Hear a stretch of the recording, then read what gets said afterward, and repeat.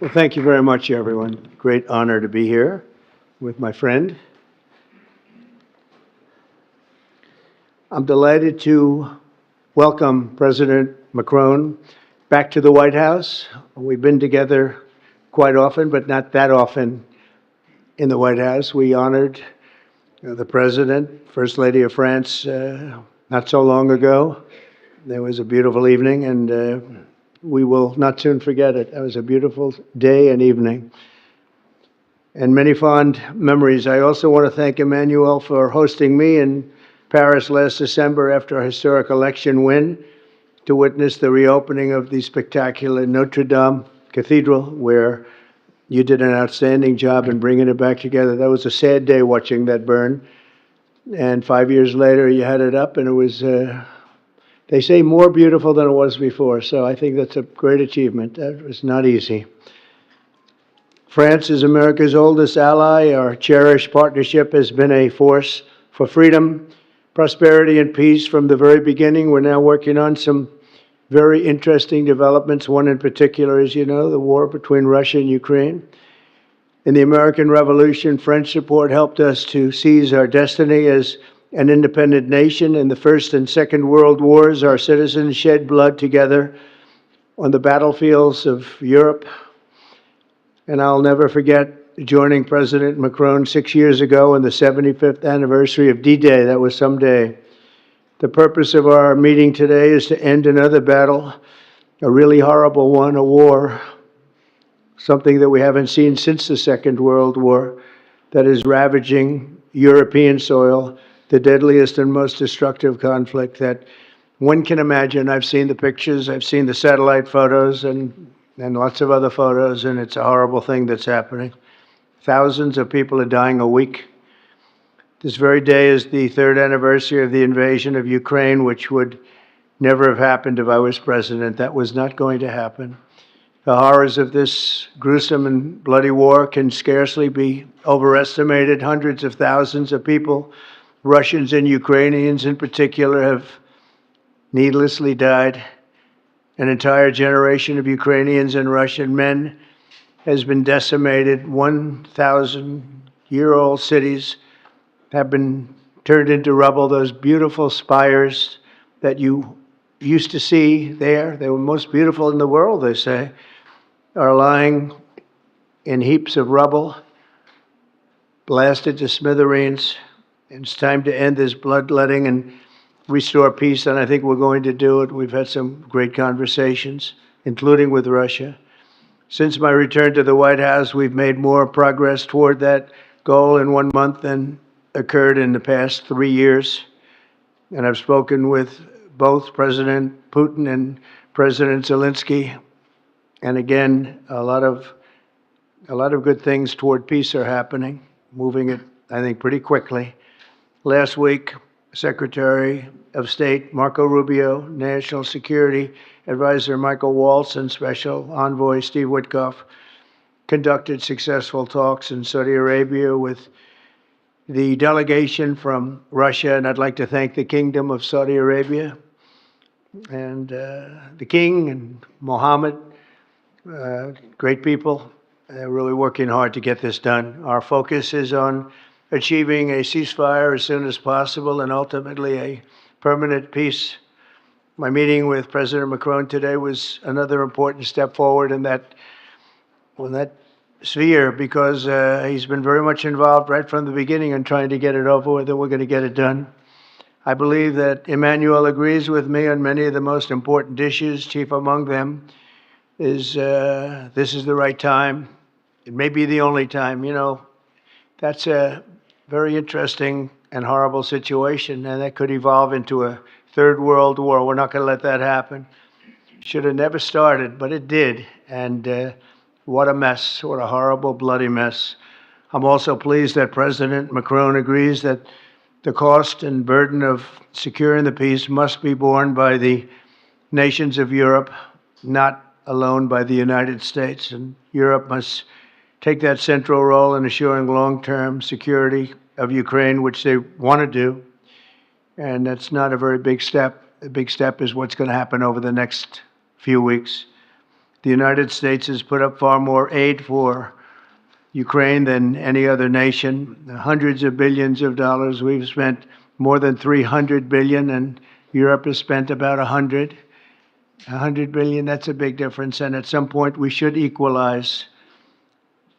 But hopefully we won't have to worry about that. We have other things happening that maybe take that out of the realm of necessity. And while we've given vast amounts of military aid and money in form of grants, much of Europe's contribution has been economic relief structured as loans for which they'll be repaid. Like the Europeans, I believe that taxpayers in the United States also deserve to recoup the colossal amounts of money that we've sent. The previous administration never even thought of that.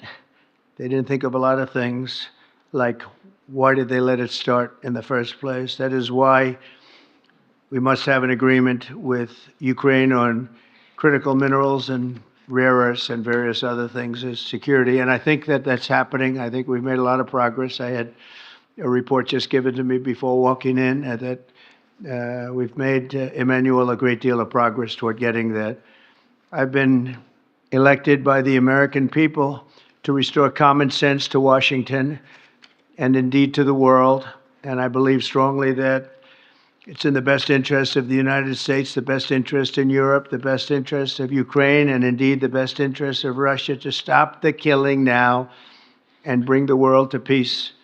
My administration is making a decisive break with the foreign policy failures of the past administration and, frankly, the past. I ran against a very foolish foreign policy establishment, and their recklessness has led to the death of many, many people. Under our administration, we're forging a new path that promotes peace around the world. And when I left office for the first administration, first term, we had no wars, we had no problems. We didn't have October 7th with Israel.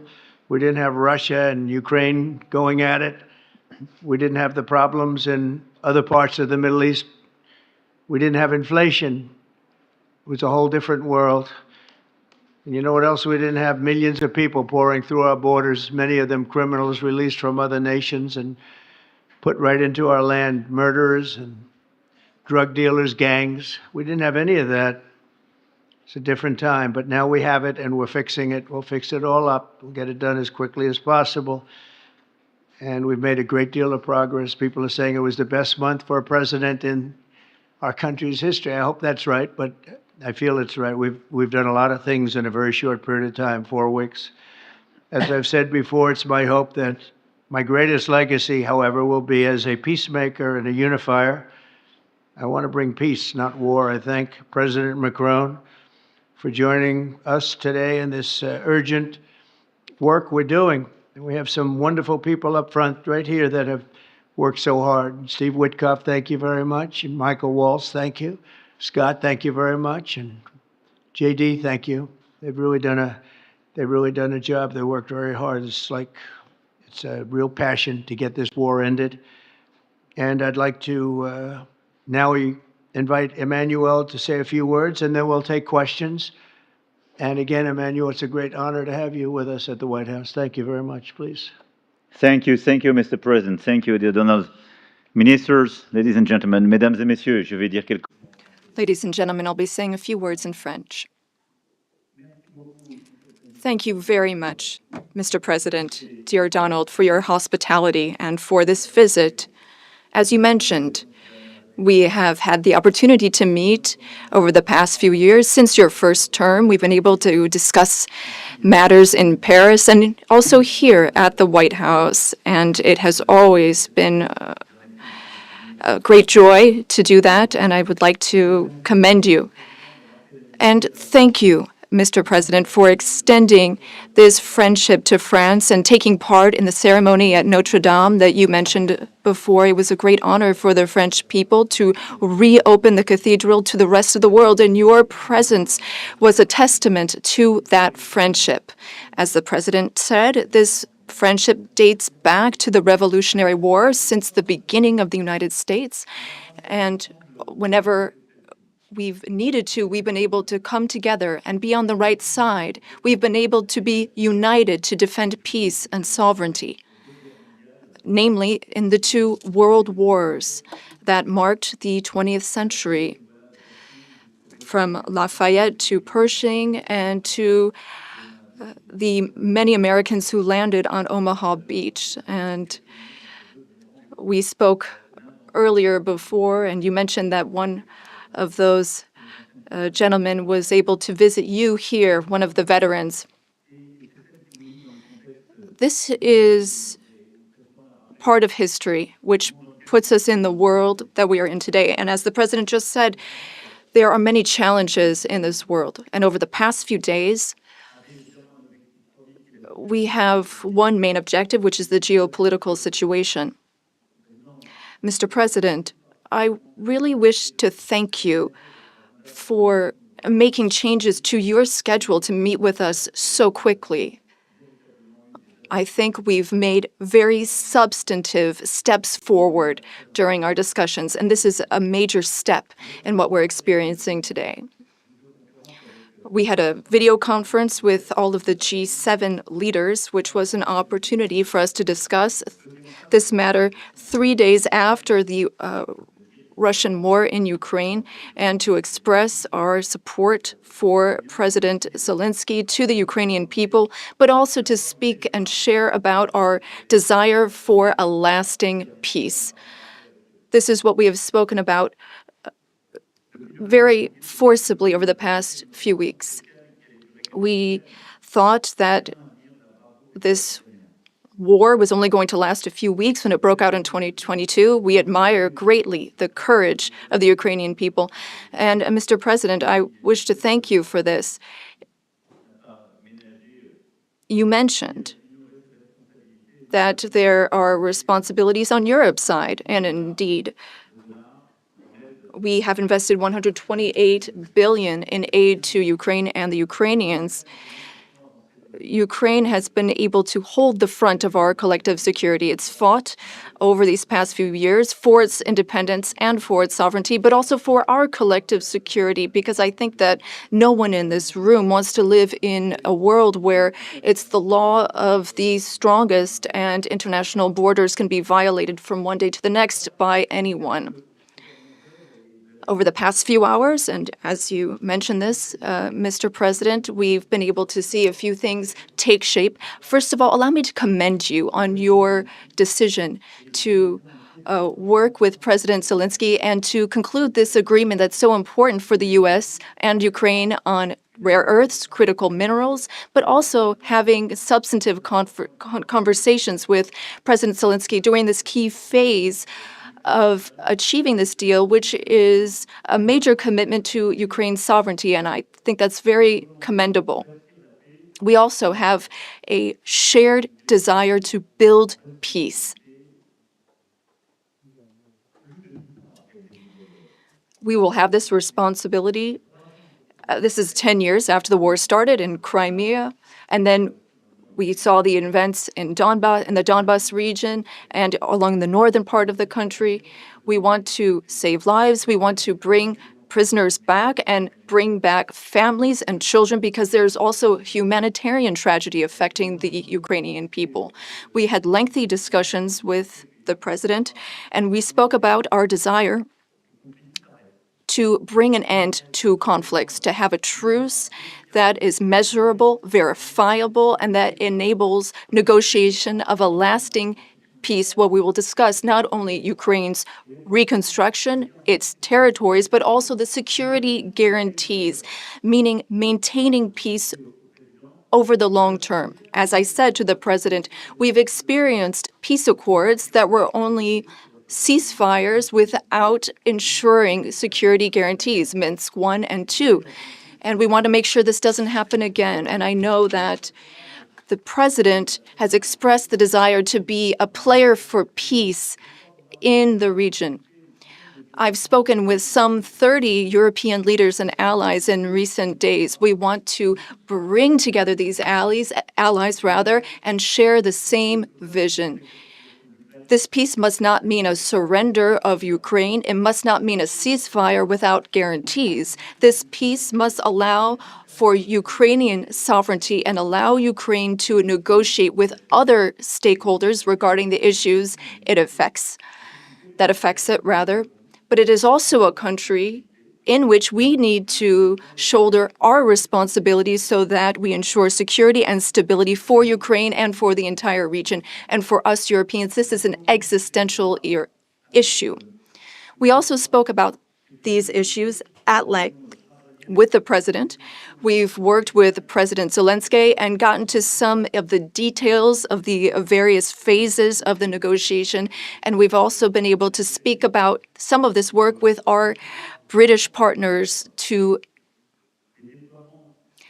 talk about deployments of peace forces on Ukrainian soil, which are part of these security guarantees. Other countries are ready to join in this effort.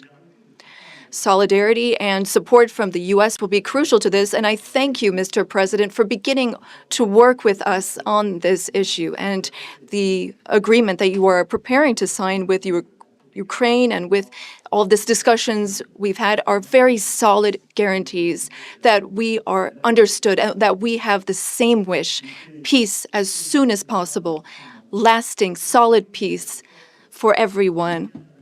And the renewal of an international situation where we are all able to shoulder our responsibilities, Europeans shouldering their responsibilities alongside their American allies who will shoulder their own responsibilities.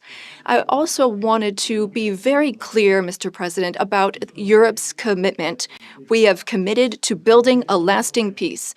As Europeans, we have committed to being stakeholders in these security guarantees. And we are also well aware that Europeans need to do more for security in Europe, for defense in Europe, and to more fairly share the security burden that your country's been carrying for so many years. Mr. President, you know how much friendship I show towards you and I have towards you since your first term. Europe is very clear-eyed about this. We know what we need to do as Europeans, given the threats surrounding us and the responsibilities that we must shoulder.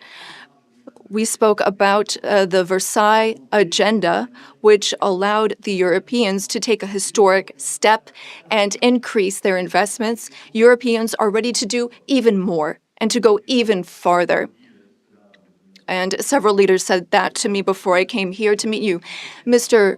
President, dear Donald, you spoke about this peace through strength. We fully share that because we must recognize the sacrifices made by the Ukrainian people and what we owe to them. The President and I also spoke about economic matters and our desire to see more prosperity in the United States and in Europe. We had discussions which will be carried on by our teams, our ministers and secretaries, to flesh out some of those ideas. But the idea is to have fair competition and no bias within competition between our industries. Now, the American and European economies are extremely intertwined. Some 1.5 billion in trade, trillion rather, in goods and services. And I know you've spoken about wanting to look at the balance of payments. We also have a trade deficit, and I know that we need to look not only at goods, but also digital items and goods which you export. And we want to make a sincere commitment towards fair competition where we have smooth trade and more investments. You already invest a great deal in France, and France is the fifth largest investor in the United States. And I would like to recognize here all of the American investors who announced investments, some $120 billion that were announced at the AI summit. This is our wish. We want to have more prosperity on both sides of the Atlantic. We have a shared agenda in that regard. We also spoke about the Middle East, among other subjects, and here again, we have the same desire. We don't want to see Iran obtain nuclear weapons. We don't want, or rather, we want an approach with partners in the region that we can trust. Given Iran's nuclear activities, we want to limit its ballistic capabilities and avoid any type of regional destabilization. With respect to Syria and Iraq, we also share the same desire. We don't want to see Islamic terrorist groups resume any of their activities because for some time our armies have very bravely been engaged in the Gulf, as you have led, and contributions have been significant and helped stability in the region. And I say this with great sincerity. France was affected by a terrorist attack in 2015, which was linked to the terrorist activity in Syria. And we are in that region at your side to work for more security.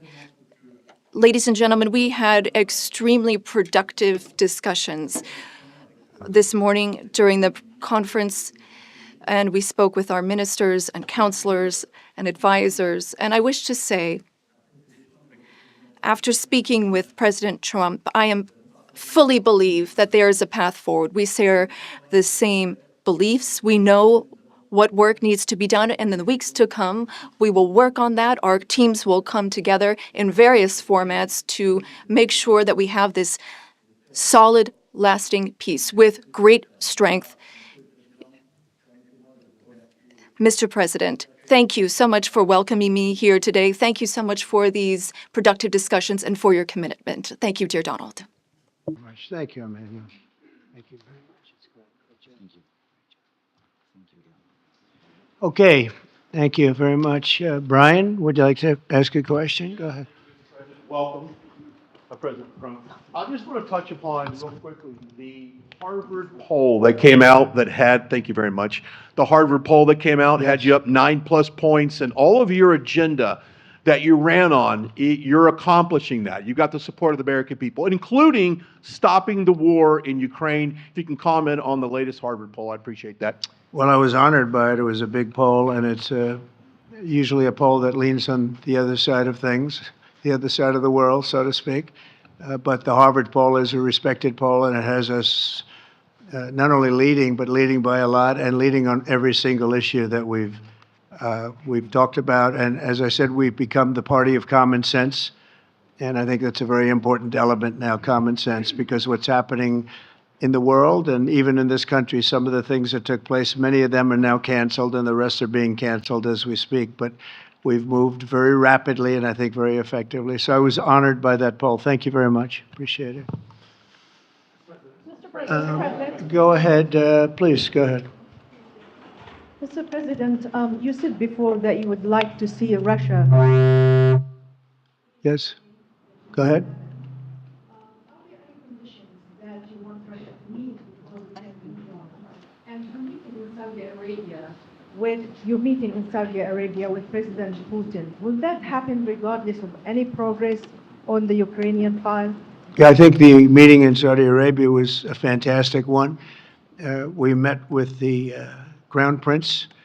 It was just a fantastic young guy. He's young, but with great imagination and tremendously respected all over the world. And he goes right to the king, and the king is incredible. Gotten to be friends with both of them very much, and they want to see this ended, and they're going all out to make sure that it is ended. I think Russia, likewise, I've spoken to President Putin, and my people are dealing with him constantly, and his people in particular. And they want to do something. I mean, that's what I do. I do deals. My whole life is deals. That's all I know is deals. And I know when somebody wants to make it and when somebody doesn't. I will say this, before I came here, there was no communication with Russia whatsoever, and Russia wasn't answering calls. They were not talking to anybody. They wouldn't talk to anybody, and people sort of accepted that as being that they want to go forward and just keep going without stop. But when I got here, one of the first calls I made was to President Putin, and we were treated with great respect, and they want to end this war. So that's a big thing, because I didn't know if I could say that, but it's a big thing. They want to do it, and the group in the front row that I introduced, they're all very active in it, and we're working on deals right now, transactions right now, and in particular, the big one is to get the war stopped, whether it's ceasefire or direct to an agreement. I'd like to go directly to an agreement, but ceasefire will always happen a little bit quicker. And every day you're saving thousands, or at least hundreds, but thousands in some cases, lives. So we want to see if we can get that done very quickly. Yes, for the president, please. Thank you. Sylvie Corbett, I'm a correspondent based in Paris. Question for both of you, actually. Mr. Macron, you were one of the last Western leaders to speak to Putin before Ukraine's invasion. What advice, what recommendation could you make to President Trump to make sure that this time you can get strong enough guarantees, from Putin to get a peace deal that lasts this time? And Mr. President Trump, what makes you think you can trust Putin in those negotiations? Thank you. Look, I will never give any advice to President Trump. We have friendly and trustful discussion, but my experience with President Putin is the following. Number one, I always think it's good to have discussion with other leaders, and especially when you disagree. I stopped my discussion with President Putin after Bucha and the war crimes, because I considered that, we had nothing to get from him in that time. Now this is there is a big change, because there is a new US administration. So this is a new context. So there is good reason for President Trump to re-engage with President Putin. But my experience is the following, and I shared it with President Trump and the team. In 2014, our predecessors negotiated peace with President Putin. But because of the lack of guarantees, and especially security guarantees, President Putin violated this peace. And I had several discussions, especially at the beginning of 2022, several times, 7 hours with President Putin, 15 days before launching of the attack. He denied everything, but we didn't have security guarantees. So this is why being strong and having deterrence capacities is the only way to be sure it will be respected. And I insisted on that, and this is why I believe that the US has the capacity to do so. And this is why I think we should never say, I will never send any boots on the ground, because you give a blank check to violate any type of commitment. So I think it's good to have discussion. I think it's useful to have negotiation. I think it's super important to go to the peace. But my strong point was to say, let's try to get something first which can be assessed, checked and verified. And let's be sure that we build sufficient guarantees on the short run. And this is where we are ready to be engaged. As for France, a lot of my European colleagues are ready to be engaged. But we do need this American backup, because this is part of the credibility of the security guarantees. And this is our collective deterrence capacity. And I have the feeling that the President has this capacity. I think it's very much to the benefit of Russia to make a deal. And I feel that we'll do that. It is what it is. Again, it's a war that should have never been started. It's a war that would not have been started if I were president, but it did start, and it's at a terrible level where cities are burned down and shot down to the ground. It looks like demolition sites, a whole big pile of demolition sites, and we got to get it stopped. Too many people, too much agony. The whole culture is destroyed when you rip down some of those really ancient or near ancient buildings. It's so sad to see, but I think it's very much to the benefit of this tremendous distrust on both sides. That's why it's good that I'm coming in now, but I think it's to the very much benefit of Russia to make a deal and to go on with leading Russia very positive way. That's what you have to do. But I really believe that he wants to make a deal. Maybe wrong, but I believe he wants to make a deal. Yeah, go ahead, please. Next week, there's a key deadline for your Canada and Mexico tariffs. Pour les droits I believe those countries have done enough on the border to stop those from taking effect. And for President Macron, I'm wondering if you believe that this critical minerals deal with Ukraine represents a de facto security guarantee by the United States, since the U.S. would have an interest in protecting those reserves in Ukraine. Thank you. We're on time with the tariffs, and it seems like that's moving along very rapidly. We've been mistreated very badly by many countries, not just Canada and Mexico. We've been taken advantage of. We were led by, in some cases, fools, because anybody that would sign documents like they signed, where they were able to take advantage of the American people, like has happened over the last long period of time, except for a little 4-year period that took place 4 years ago.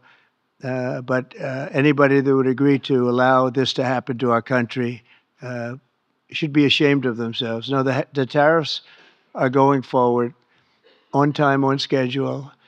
This is an abuse that took place for many, many years. And I'm not even blaming the other countries that did this. I blame our leadership for allowing it to happen. I mean, you know, who can blame them if they made these great deals with the United States, took advantage of the United States on manufacturing, on just about everything, every aspect that you can imagine they took advantage of. I look at some of these agreements, I'd read them at night, and I'd say, who would ever sign a thing like this? So the tariffs will go forward, yes, and we're going to make up a lot of territory. All we want is reciprocal. We want reciprocity. We want to have the same. So if somebody charges us, we charge them. It's very simple, but it'll be very good for our country. Our country will be extremely liquid and rich again. Plus, we're doing other things, as you know. We're finding tremendous waste, fraud, and abuse at levels that nobody thought possible. You're seeing what's going on. And that was also part of the Harvard poll. Do you agree with what President Trump is doing with Elon and others that are looking for the waste, fraud, and abuse? And the numbers were staggering. It was like 70% to 2%. Everybody wants to find out. They don't like it. And, you know, the radical left or whoever it may be starts screaming about the Constitution, but it has nothing to do with the Constitution. It has to do with fairness to this country. It has to do with being ripped off. And when you read the things that all of these billions, and I mean many billions, hundreds of billions of dollars have been spent on, that's all you have to do is stand up here and read them. I could stand up all day and read the kind of things where we're spending all of this money. The good news is that when you think of how rich a nation we can be when we get rid of this, you know, sometimes you'll buy a company and you'll see it was really well run. They accounted for every penny. Well, not much you can do there. You got yourself a bad deal. This one is the exact opposite. Tremendous fraud, tremendous waste. And when you think of what it is, you know, Elon uses an expression, caring. If we had people that cared, just cared a little bit when they did contracts, when they negotiated with outside vendors on behalf of the United States. That's what I'm doing now. I'm negotiating for the people of the United States. So we're doing a great job of it. I will say we found it'll be hundreds of billions of dollars of waste and fraud and abuse. Thank you. Please. Look, I think this discussion is a very important one. First, because it's important for the US, and it will be a good occasion for a first very important meeting between President Trump and President Zelensky. Second, I think there is a lot of economic upside on both sides. And third, de facto, there is a recognition of Ukrainian sovereignty, a recognition of the Ukrainian interests, and this is de facto a very important alignment of interests. Now, the security guarantees will be negotiated in due time in a full-fledged package of a peace security. But this peace, as it is now written and negotiated, and as this meeting is scheduled, is an important step forward, full-fledged peace agreement. Okay, please, go ahead. To the President. Monsieur le Président Trump, President Trump, President Macron. to make a deal with Putin. So when you do a deal, it's a win-win deal. what are you giving to him and what is he going to give you, to America? And I was impressed by the way you referred to Notre Dame and that you were impressed by the reconstruction of Notre Dame. A lot of Americans have sent money to Paris to participate to the reconstruction of Notre Dame. As a president of the United States, are you going to contribute to the reconstruction of Ukraine? Et Monsieur le Président Macron, President Macron, what for you is the main area of progress in your meeting with President Trump? Can you confirm that there is an agreement to send European peacekeeping troops? Will France participate in that? How many troops? What would they be doing? Would this represent a great danger to send French and European troops to Ukraine? Well, I guess it's a little strange question because you ask whether or not we're going to, on behalf of the United States, contribute to Ukraine. I mean, we're in there for about $350 billion. I think that's a pretty big contribution. I do appreciate the first part of your question, however, because I think they've done an incredible job with the Cathedral of Notre Dame. I think the president has done. I know he headed it up, and I know how hard he worked, and it took a period of time, but really not a long period of time considering what that was, so delicate, so beautiful. And I was there, and I saw the work, and I'm very good at construction. I know good construction. I know bad construction. They did a beautiful job, and this man has to be given a lot of credit for that. It's an incredible cathedral. Most people thought it couldn't be saved, and if it was, it would have to be built in a different form, and we didn't want to see a different form. We wanted to see the same form that you built. So I just want to congratulate you. That was an amazing job. I don't think you've gotten enough credit for it. Someday you will. Someday you will. Thank you, Donald. Merci beaucoup. Thank you very much. To go back to your question, today's discussion showed several areas of progress. First, we have been working a great deal with President Zelensky to have a proposal that's acceptable to Ukraine. President Trump has confirmed that he will be meeting with President Zelensky very soon to finalize the agreement on critical minerals and rare earths and to speak together about that matter. That's a very important step forward. The second thing is that during our discussions, we were able to go into some of the details about the proposal that we have just made to have a truce, a peace, and be able to measure that and then structure our discussions on that basis. France and several other European countries, along with Ukraine, are hard at work to build this lasting peace with very specific points, including security guarantees, the territories that belong to Ukraine, the issue of reconstruction, the economy, and critical minerals. We've been able to go into the details of those proposals. The third area of progress, which really mark a turning point, is the fact that we were able to talk about the details of the security guarantees. And the president has shown this over the past few days, and he said so a moment ago. We want peace. He wants peace. We want peace swiftly, but we don't want an agreement that is weak. The fact that there are Europeans that are ready to engage, to provide for these security guarantees. And now there's a clear American message that the U.S., as an ally, is ready to provide that solidarity for that approach. That's a turning point, in my view. And that is one of the great areas of progress that we've made during this trip and during this discussion. When it comes to troops, in the past, a year ago specifically, we saw a reason to talk about sending troops for strategic regions.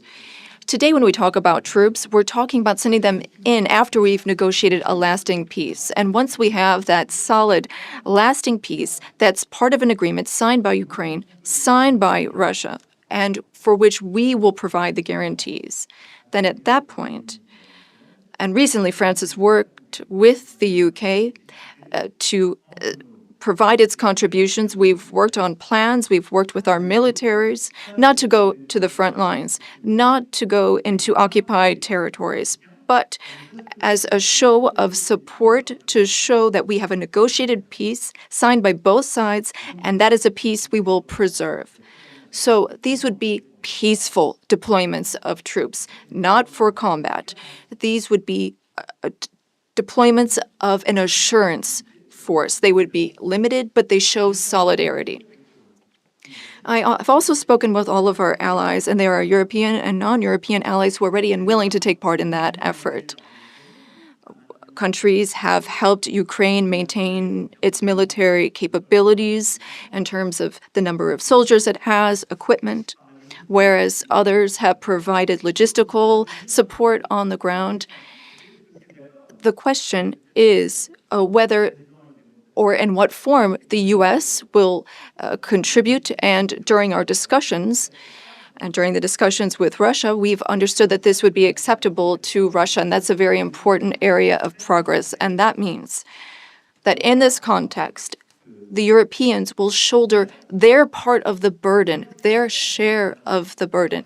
We have a strong alliance that we've built over the decades. We have our solidarity, and we have deterrence capacities. What does it mean? Would it be dangerous?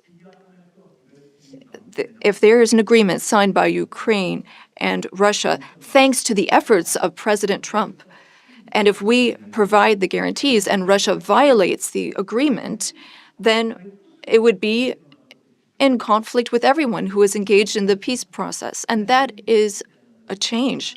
That was something we did not see in the past. That's not what we saw in 2014. So that is the real change that we're marking. We have this deterrence capacity on the American side. We have the capacity for engagement on the European side, and that's something we're going to continue working on together. It's not dangerous, but it's credible. It's less dangerous than things that could happen in the long term. And I think this is what we need to do to ensure security. And I say this very clearly. We're also talking about security for Europeans. I've been saying this for weeks now. If we do not guarantee the security of this territory within Europe, then how can we guarantee our own security for one and all?